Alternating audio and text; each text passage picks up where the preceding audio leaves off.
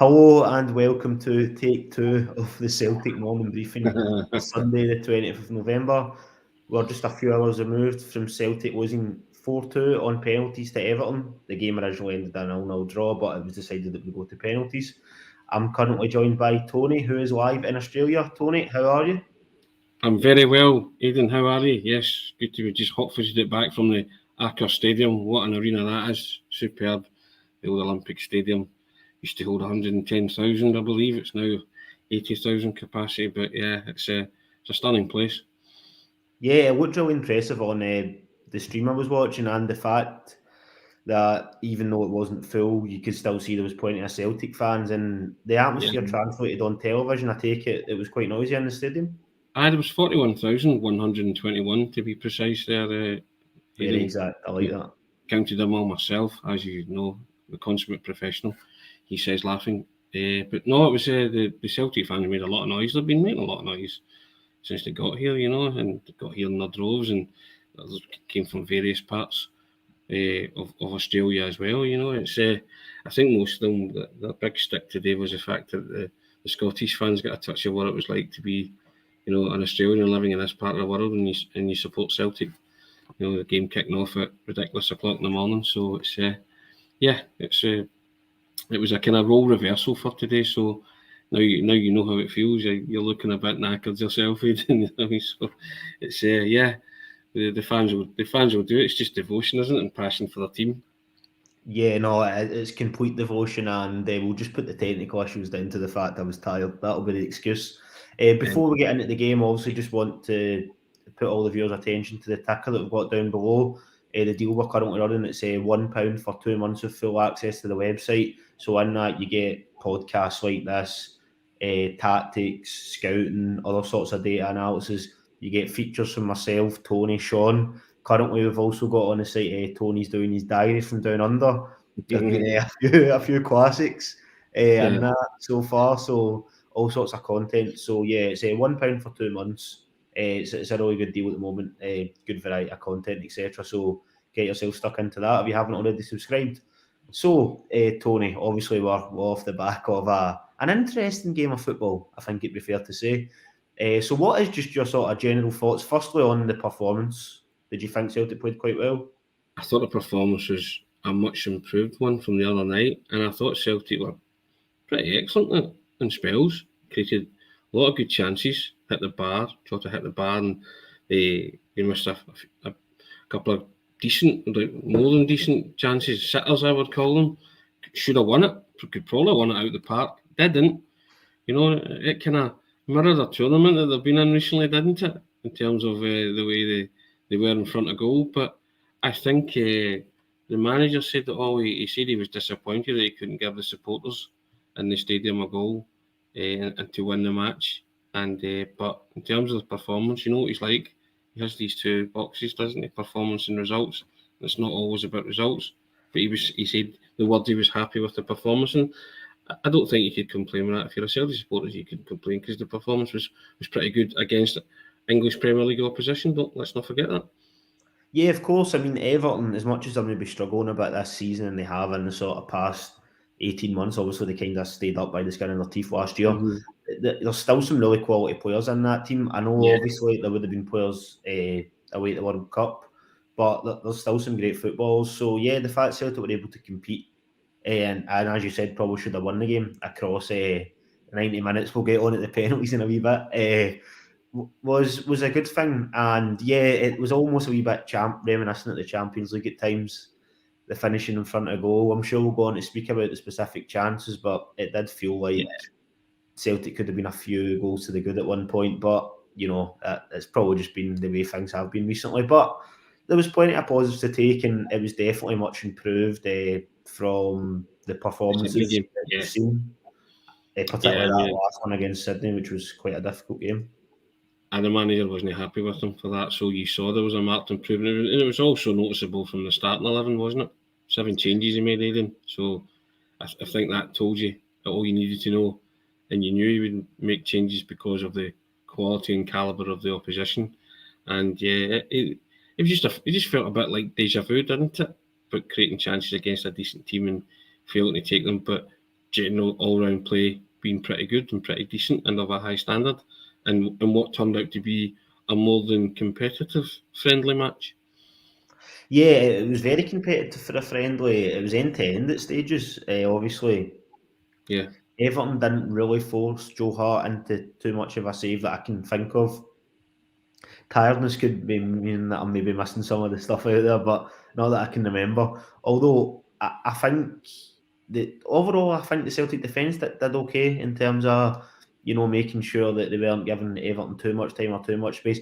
There was a few times that Damari Gray, etc., his Yeah. pace had sort of just taken away from both. And I think Starfelt probably had I think there was that one right at the start, Right wasn't at the it? Or start, he sort of misjudged the ball. Yeah, right, that's the for ones that. Mokai, who probably should have scored, that was probably Yeah, Everton's best chance and was a bit of a sitter. But overall, the defence was okay. I thought Maurice Jens, I gave him a 7 in my detailed player ratings, which is another thing that's available up on the site. I'll put them in the comments before the end of this video. And I thought he was pretty solid, probably one of his better performances for Celtic. And it was good to see him back, obviously, after they were worried about the potential concussion after yes, the Ross County game. So it's good to see that he was fighting fit, and I think he played pretty much the whole game. So yeah. I thought Maurice Gents was good. I thought Ralston was excellent. I thought yeah, Jota was good when he was on the time he was on the park. I thought O'Reilly. I just value O'Reilly very highly. I think he's a fantastic footballer, and was on the receiving end of a shocking challenge from Isaac, wasn't he? yeah. I guess we should probably come to that since you've brought it up. It was one of those ones. I think when they showed it on the actual screens in the stadium, you could hear people going, like you Yeah, could see that through. I take it that was pretty obvious in the stadium as well when yeah. that got shown. Yeah. Definition of a shocker. I saw it in real time, and I thought this guy could get sent off. I I thought know, this isn't even getting in a sent off in a friendly. friendly. I know. But And it was that that grade of tackle, Aidan, and I think the referee, I think he's a young player as well. The boy, he's giving him benefit of the doubt big time there, and because I think, well, obviously Matt O'Reilly got and walked away from it, but I mean that's a leg breaker. I know it's one That of was a those ones that pre-season every friendly or time you not. see it, it just looks worse. So I think Matt O'Reilly is really lucky not to have come off really worse off and a real serious injury. Thankfully, he didn't, and I don't know how if he managed to ride the tackle or not. But whatever it is, he's managed to get up and walk away from it. So that's good news for Celtic. And I thought he played very well. But as I say, Ralston was excellent as well. Jota was good. Gave Nathan Patterson a time of it, didn't he? Nathan Patterson was up and down there. He put in a shift. But yeah, I mean, various individual performances were pretty good and pretty solid. And I have to agree with the manager again. I mean, in times like this, you do listen to see what he sees. He said the tempo was great. It was a marked improvement from the other night, which it was. And yeah, he was happy. He used the word he was happy. So I guess clearly the result didn't. He said disappointed that they couldn't score, but that's fair enough. You would be disappointed and you couldn't score in a game that you would say you largely dominated. Yeah, and I can understand why Ange was quite happy with the performance because they did everything but score. The passing was quick, it was crisp. They pressed really well given the heat. Mm-hmm. I Yeah, don't know if you knew what the exact temperature was over there, Tony, but it looked high warm. 20s.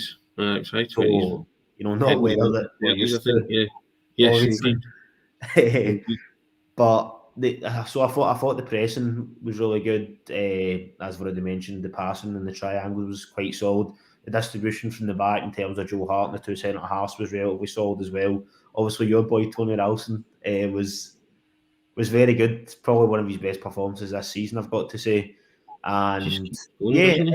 overall it was a positive. I guess as well, Celtic are missing 4 players. Probably Yeah. at least 2 if Carter Vickers and Juranovic would have been starting that sort of game.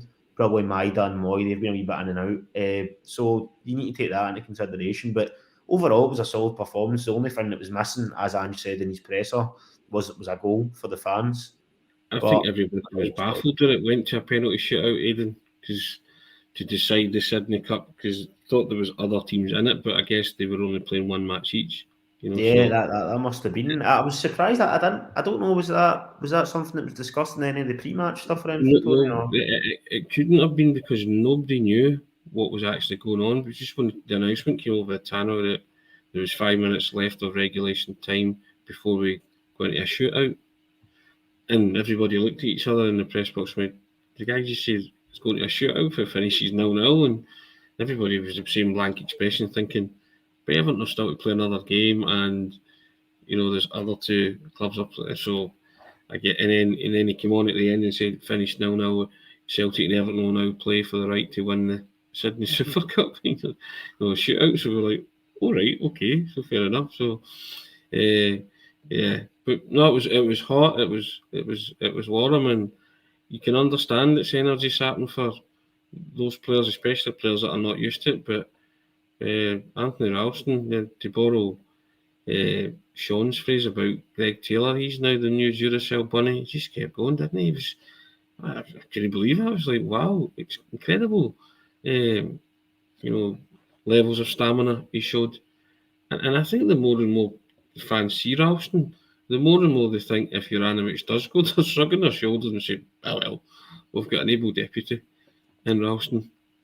No, Ralston was excellent, and he offered so much in terms of going forward as well as defensively. It's been discussed to death, the inverted fullback role that both sort of fullbacks have at Celtic. But Ralston was showing how effective that can be today. He offered a lot of support to the midfield.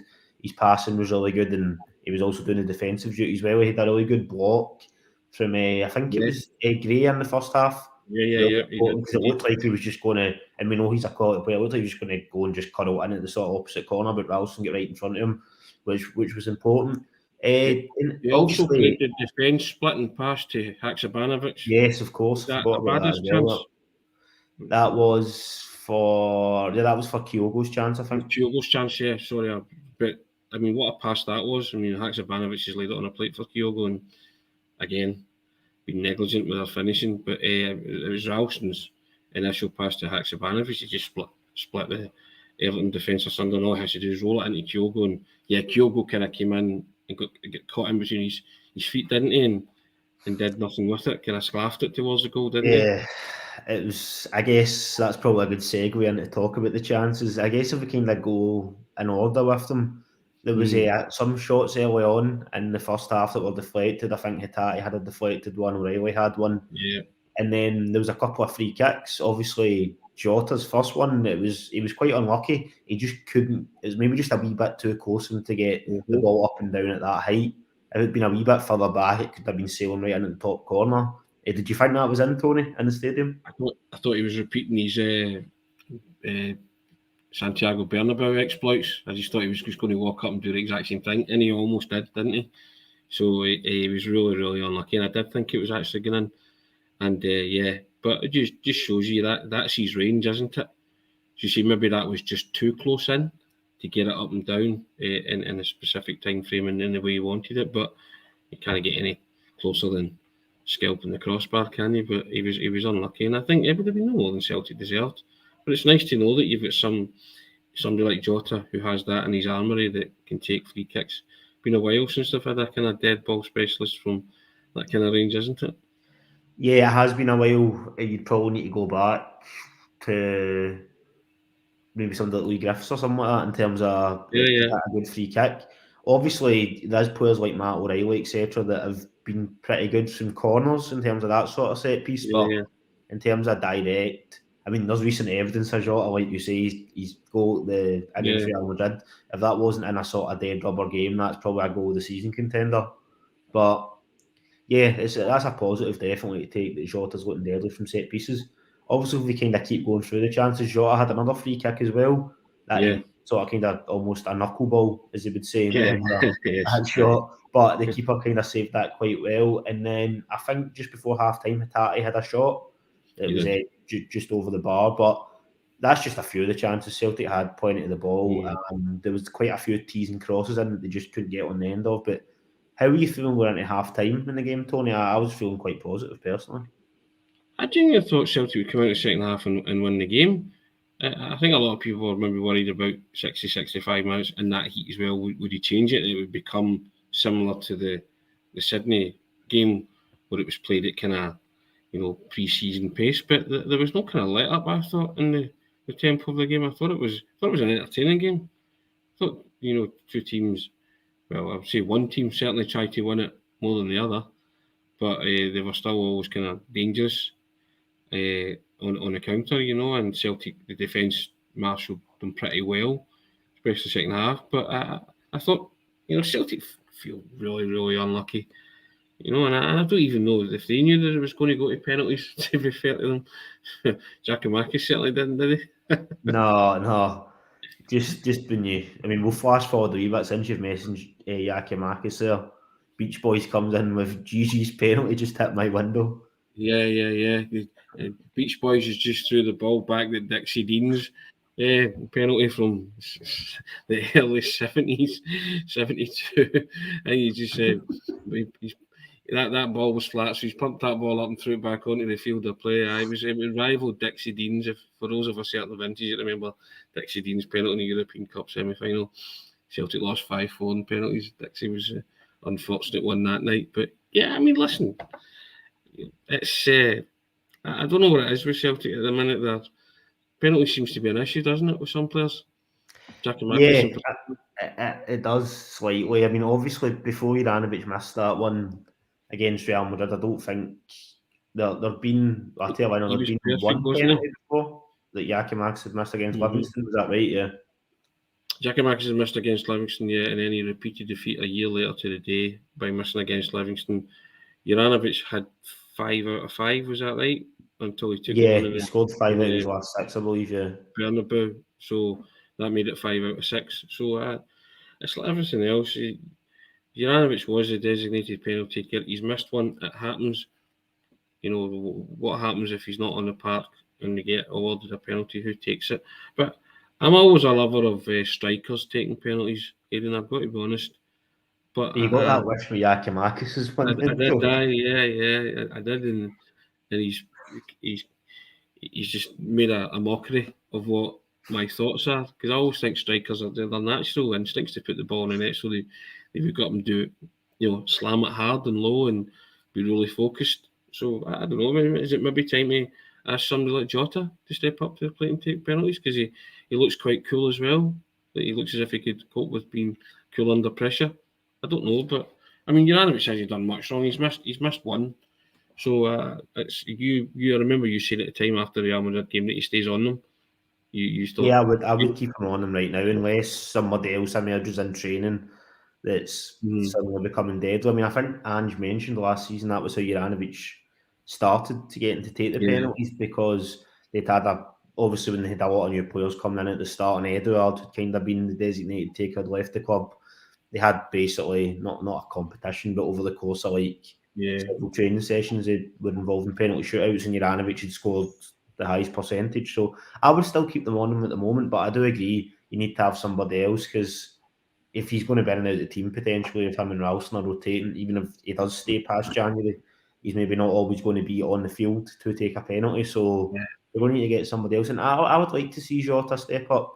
I'm actually surprised that he's not. I can just only think maybe the situation hasn't really came up. Yeah. Obviously, during the Livingston game, he wasn't long back from injury, so maybe that's why Giakoumakis took the recent penalty against Livingston. But it's definitely something we need to address. I'm old-fashioned, and I just like my designated penalty takers to score them. Just go. Yeah, Abada's was a good penalty, by the way. Abada's was a lethal penalty. Yeah. Indeed, you sort of get a glimpse every now and again when somebody does something. So, but again, would you get a penalty all the time when Abada's on the field of play? There's a lot of rotation there, isn't there? So, it's listen. You get a penalty, just score it. We'll ask questions later. About that's all. That's all I want. And Giakoumakis, I think it's time for him to relinquish any kind of penalty duty now. Yeah, for a while. That's 3 in the past year that he's missed, and I know he's a good player. I'm not having a go at him. It's just these things happen, but I think that last one maybe cemented the fact that he'll not be recalled for penalty duty anytime soon. Not for a while, I don't think. Do you agree with this shout potentially, Tony? James Forrest should be given penalty duties whenever he's on the pitch.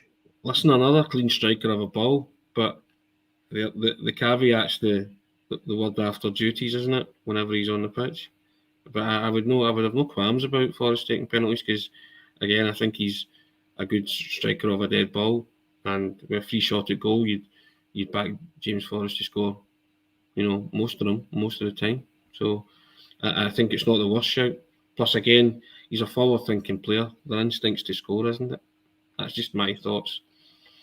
This is a personal favourite of mine. Kaiser comes in with holy goalie hit the best ever pen, and I would say I was at that game. It was one of my first ever games at Hampden, and Arthur Warwick's penalty against Dundee United. It was an absolute screamer. I think it was 11-10 or something. That penalty shootout ended, so Celtic players could probably be doing with watching that penalty shootout back, given how many of them went in. But what a penalty that was, Tony.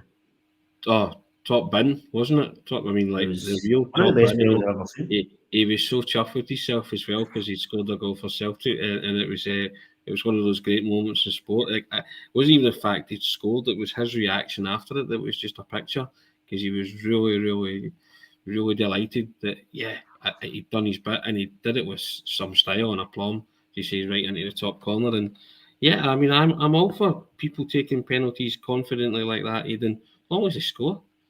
It's not worried me greatly as of late because, as you know, Celtic have penalty issues if and when they get them, but they don't seem to get a lot anyway. So, but you would like to think that you had a designated penalty taker and you felt safe, and it would only be every once in a while that they would maybe fail to hit the target. So it is a situation I'd like to see addressed as well, and just have a designated penalty taker. And if he's not on the field, then somebody that's confident of running up and striking a ball into the net. Yeah, they definitely need to get at the absolute minimum a sort of designated second choice penalty taker. Potentially a first choice if the sort of links about Juranovic potentially will even come to fruition. But I would definitely keep him on. I'd have him as number one penalty taker right now because he has scored 5 out of 6, which is in terms of percentages. If we obviously just kind of go back to the game itself, obviously into the second half, as you mentioned, there was a chance for Kyogo thanks to a brilliant pass from Anthony Ralston, which was quite similar to his pass through to Abada for Kyogo's goal away to Z Alkmaar, the sort of just kind of reverse pass. Good ball in from Haksabanovic. I thought it was an okay ball in. I seen a few people online saying it was maybe slightly behind Kyogo, but I think it was maybe more Kyogo's positioning wasn't the best. I thought it was due to Kyogo's positioning. He just got ahead of himself and the ball, and I think he'd already put it in the net in his own mind. And then as he got there, it gets stuck somewhere in between his feet, and he couldn't get any great purchase on it. Because if he gets purchase on that at all, he's too close. He'll score. So, but he didn't, and usually it was unlike Kyogo, wasn't it? Because they're the ones that you usually does time he's run well, and that's what he's kind of good at, to be fair. Yeah, correct. So that was certainly one that was squandered big time. And then obviously there was a kind of few sort of like half chances. O'Reilly had one that was blocked, if I remember rightly. I think Jota put one over the bar, and then he had it was actual good technique from Jota. It came in from the corner. He controlled it, kind of swiveled round, then he put a shot right at the keeper. Then obviously there was a few subs came on. What did you think of the substitutes overall when they came on, Tony, in terms of their contribution to the game? So the first two were Yakimakis and Forrest, I think. Yeah, I thought they did okay. Abada as well. Yeah, Abada, and then but Abada missed that great chance, didn't he? I mean, that was the one that he come off his shin or something. And went out the way as opposed to going in the goal. But I don't know what happened. He just seemed to fall as it came towards him, and he just got his angles all wrong. And again, it's like you take heart in the fact that you are creating a lot of goal scoring opportunities, but you need to bury them at some point, don't you? Yeah, you do need to be. And obviously Celtic have scored a lot of goals this season, but in terms of recent matches, whether it be Europe or domestically, the finishing's been a wee bit lacking in front of goal. And against quality teams, obviously this was only a friendly, but this it does need to be something that's worked on, and hopefully it's sort of over this break. It's not obviously we're no way trying to tell Ange Postecoglou what to do, because we never would. You can see that from our predicted XIs, but I think they do need to sort of work on the finishing. I think most supporters would probably agree with that. And I think we know the shooting boots there. I mean, they scored in the space of whatever it was, 2 league games. They got, was it 13 goals between the Dundee United and the first Rangers game. So we know there's good finishers at the club. It's just hopefully something that they can iron out. But yeah, fingers I crossed. agree with you. I think they just needs to tweak somewhere, doesn't it? Because there's a deficiency sometimes in terms of a chance to goal ratio, and I think that's probably something that Harry Kewell could maybe help with. Maybe designate Harry Kewell, because Harry Kewell was a finisher, wasn't he? And I don't think it's any surprise that Celtic have created a lot more chances since Harry Kewell came into the club. But it's now you're working on the next part of that equation, aren't you? It's starting to take them. I know people hit you with the stats, the expected goals ratio and all that. I'll leave that to the ones that that's their field of expertise. As I always saying, it's no slight on them. I don't really deal in expected goals, Aidan. I deal in actual goals, AG. You know what I mean? It's like as opposed to XG. But and I know all these stats will confirm or say this should happen or that should happen, but my eye test watches me seeing Celtic creating a lot of chances which should be converted into actual goals, not expected goals or whatever way you want to phrase it, actual goals. And that's I think that the manager is happy to an extent. That's maybe the one thing that he'll still be banging on about this ruthlessness and clinical edge and streak that Celtic have shown up in parts, because you say they beat Dundee United 9-0. They scored a lot of goals domestically as well, but just need to, if they could really fine tweak it, then they will be clinical, and it'll become second nature to them, and they will start putting it away. Yeah, I think they will, and it is probably just a case of as soon as you have a game and you score like 5, 6, 7 goals of that. We should probably highlight that since this kind of started, this maybe struggling a bit in front of goal, that they did also win 6-1 against Hibs. But the only thing I would say about that is it was a very, very open game, and you probably got more chances in that game than you would really in any other game maybe this season, even the Dundee United game, because there was a lot of chances in that match, but that Hibs game was crazy in terms of the amount of chances. But just to sort of go over the end of the game, so yeah, there was the Abada opportunity. He seemed to just get his body position all wrong, which is quite unusual for him, because he's usually deadly in the box. It's very kind of cold, calculated, one-touch finish, bang, it's in the net. So don't really know what happened there, but then the game ends, obviously, and you're starting to think, oh, that's it, 0-0, competed well against a Premier League club, and then obviously there's the announcement that it's going to penalties. Celtic TV were as confused as obviously everybody in the stadium was and everybody watching at home. And yeah, so it comes up to the penalties. I think it was, is it Michael Keane for Everton? He scored the first one. And then Giacomakis one that we've already discussed. As Beach Boys said, that's went through his window. I think that ball's still travelling. For the second one, Everton scored. Joe Hart wasn't all needed. Hatate then hit the post. I don't think that takes away from Hatate's performance overall. I thought he was pretty good. Some of his touches and some of his passes were excellent. And in fact, yeah, what was your thoughts overall on Hatate's performance, Tony? I don't think I actually asked you about that. I thought he was decent. I thought he showed that. I mean, let's be honest. There's more than a few in that Celtic team that could hold their own in the English Premier League.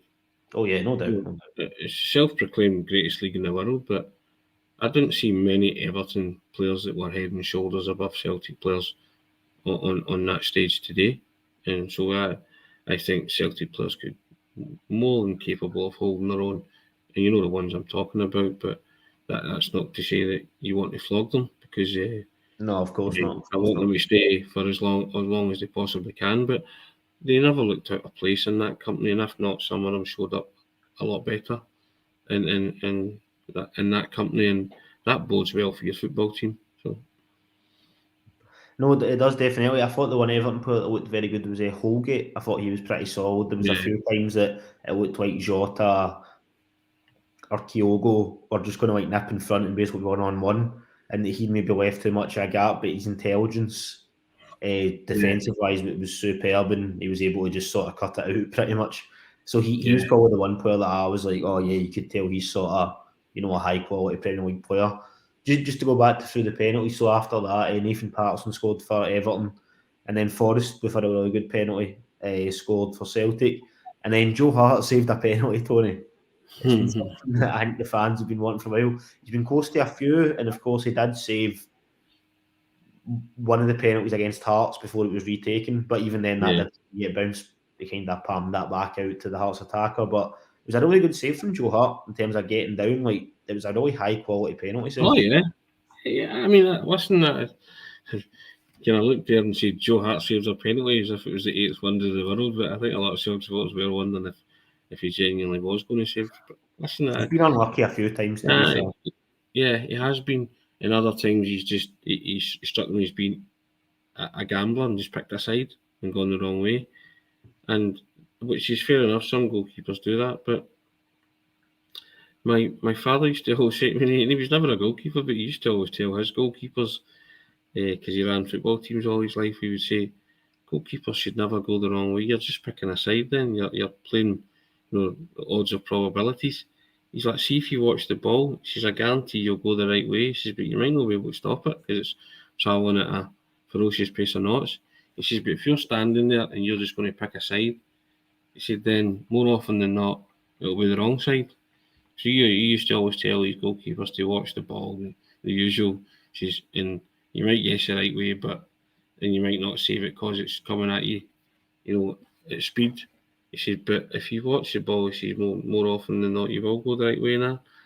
And it seems so simple, that kind of advice, but I still see goalkeepers picking sides. And I think Joe Hart's one of those kind of goalkeepers. He just thinks, okay, I'll pick a side and I'll go that way.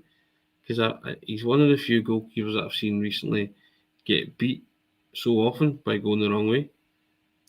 Yeah, obviously, I think it's probably hard for Joe Hart in that Fraser Forster's probably the benchmark in terms of penalty Yeah. saves, and he was saving, he was outperforming. He's kind of like what you should be doing as a goalkeeper. I know you can maybe say like Joe Hart should be maybe saving more, but Fraser Forster was like an elite level, the amount of penalties he was saving. I mean, even when he came back for that most recent season in 2019, I remember obviously he saved the one against Rangers in the final. There was one away at Copenhagen. I think there was a couple at home against Hearts, against Kilmarnock, I think, as well. There's probably more in there that I've forgotten about. So, he's going to be compared to that high standard, which is difficult, isn't it? Oh, without a doubt. I'm not having a go at Joe Hart. I just goalkeepers. It's one of those positions, isn't it? It's specialised, and they all have their ways of dealing with penalties. And a lot. I guess, having said that, a lot of luck plays a lot of part in it, doesn't it?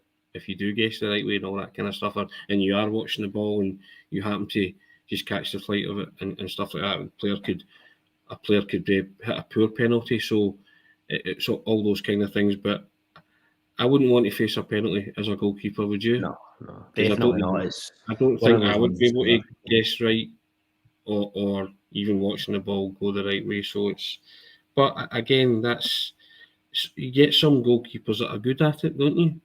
Who save their fair share. Fraser Forster being one of them, and you get other goalkeepers whose penalty record is by average or ordinary. Because I think Craig Gordon was the same, wasn't he?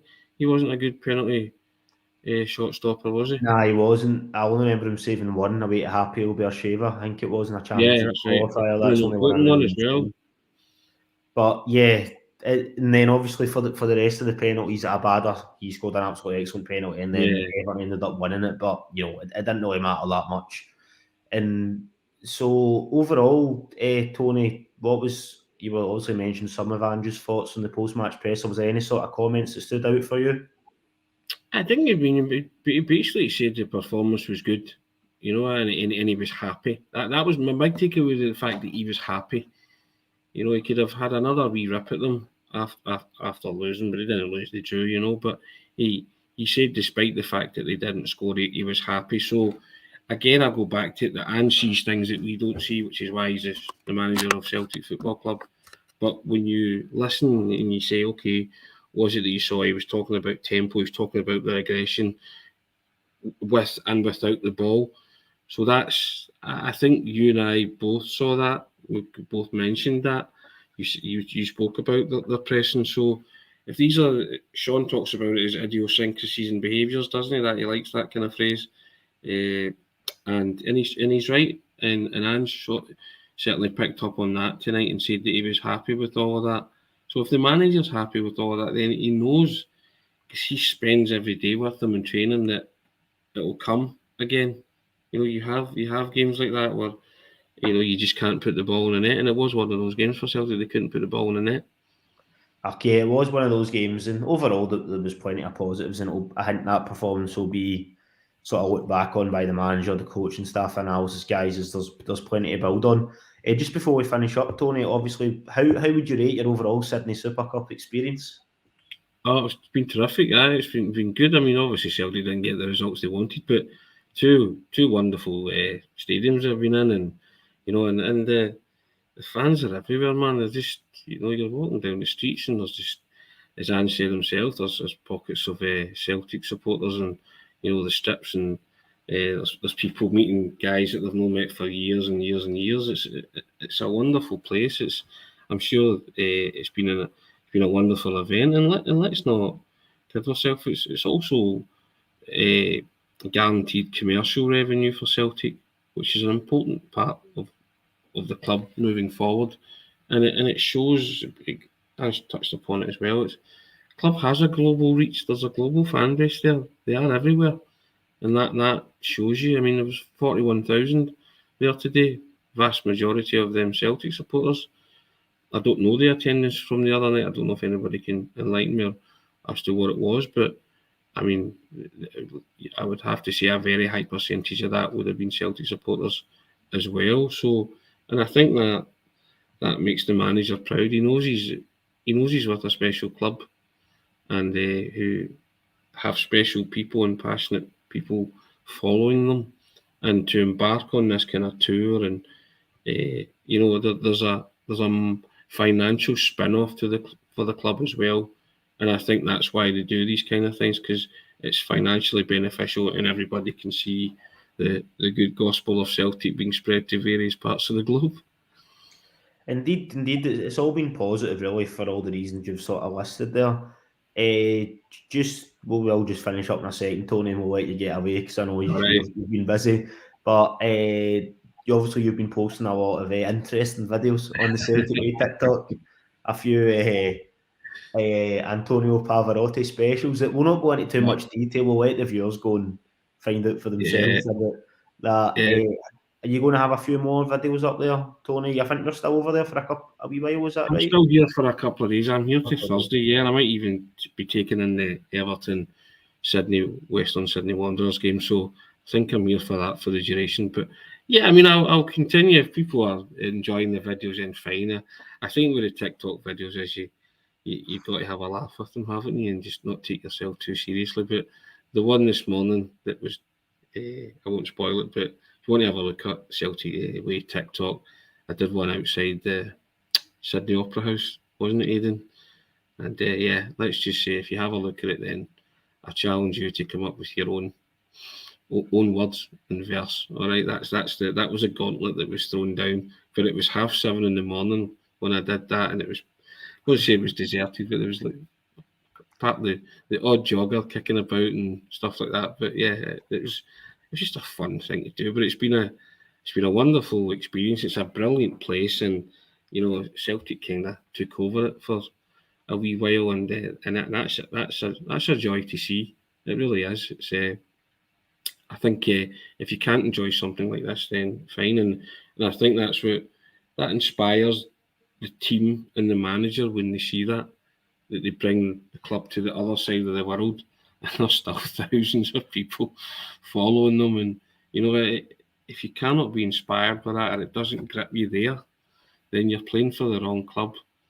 and I don't think any of those players are playing for the wrong club, and they certainly don't have the wrong manager at the club, because he feels it, and he doesn't tire of telling people about it, and that's proof in the pudding there. Indeed, it is proof in the pudding, Tony. And just as we're about to finish up, I've just filed into the chat there my player ratings from today's game, or this morning's game, this afternoon's game, tonight's game, whenever you've been watching it, because all sorts of different time zones, I'm confused at this point. So that's some of the sort of live coverage that was available. Tony is going to have his colour piece, which is going to be out tomorrow, breaking it down. There's also, well, Tony's going to be there, he's already spoke about it, with more TikTok videos. There's interviews coming, there's going to be more diaries, etc. So there's going to be loads of content over the coming days and weeks over the whole World Cup. Me, Tony and Sean's World Cup predictions went live. So you can go and see plenty of Messi propaganda from Marcel, Tony's surprise interest in the Welsh national team, and a few other interesting picks in there. Sean, surprisingly, is a big Cameroon fan. So That'll be I'm lending my support to the Welsh. He's lending support to the Welsh. Yeah. You need to admire him. Yeah. So yeah, guys, there's plenty available, and just before we go, to point you to the ticket at the bottom there, £1 for 2 months, full access, all sorts of content, tactics, podcasts, analysis, features, etc. Everything related to Celtic, we've got you covered. So I'll wish you as well, and thanks for joining us. Cheers, Tony. Take care, Aidan. Cheers for that. Enjoyed that. Top man. And cheers, guys. Thanks for coming on.